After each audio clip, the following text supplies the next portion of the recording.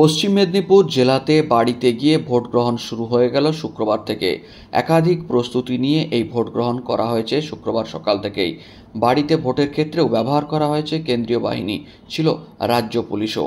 অর্ধেক সেকশন করে বাহিনী ছিল বলে জানা গিয়েছে কমিশন সূত্রে।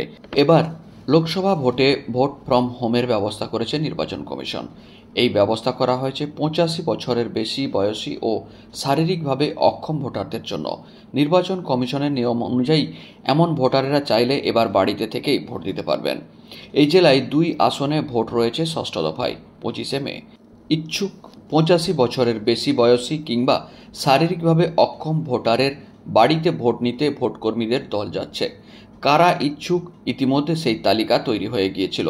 এমন ইচ্ছুক ভোটারের ভোট গ্রহণ করা হয় পোস্টাল ব্যালটের মাধ্যমেই। এমন ভোটারের ভোট গ্রহণের জন্য জেলায় হোম ভোটিং টিম গঠন করা হয়েছিল। জেলায় এমন শতাধিক টিম গঠন করা হয়েছিল ইতিপূর্বেই। যারা বাড়িতে থেকেই ভোট দিতে চান তাদের কাছে 12D ফর্ম পৌঁছানো হয়েছিল।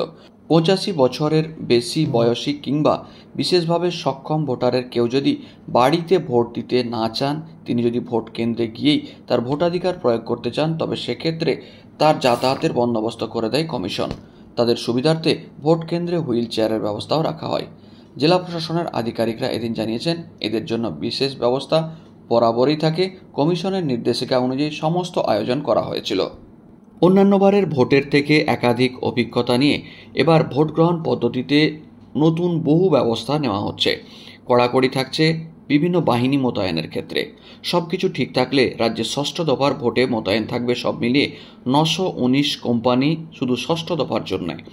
কমিশন সূত্রে এমনটাই জানা গিয়েছে।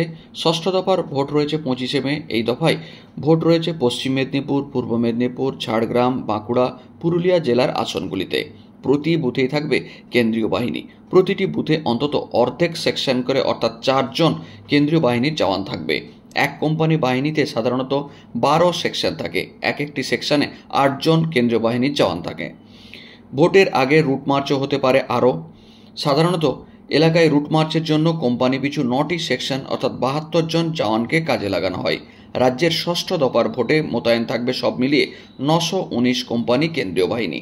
এর মধ্যে কোন জেলায় কত তাও জানিয়েছে নির্বাচন কমিশন।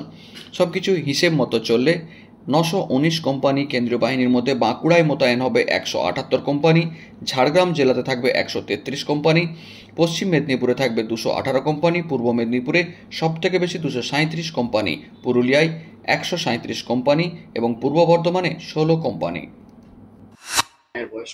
মায়ের বয়স 92 প্রায়। কি নাম? হারুল চক্রবর্তী। কতদিন এভাবে ভোট দিয়েছেন? মা এইবারে এইরকম ভোট এইবারে প্রথম দিলেন।